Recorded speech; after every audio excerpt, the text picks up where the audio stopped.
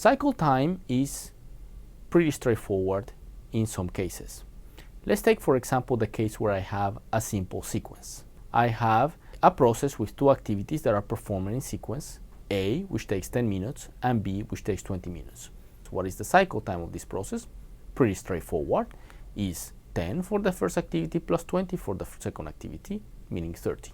It gets a little bit more complicated when we have decision gateways and therefore alternative paths, where there is a task A that takes 10 minutes, a task B that takes 20 minutes, and a task C that takes 10 minutes, but B and C are inexclusive branches.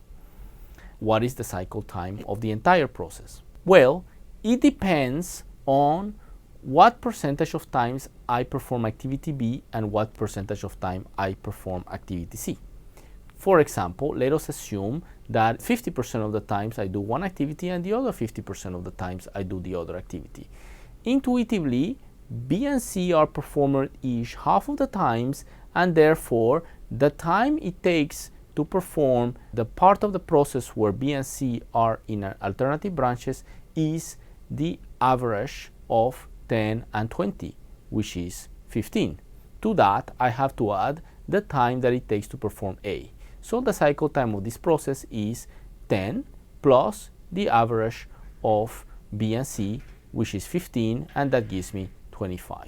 Now let's consider the case where B is performed 90% of the times and C is performed only 10% of the times. Now, intuitively, the cycle time of the block where the XOR split and the XOR join are located is closer to B than to C, because B is performed much more frequently.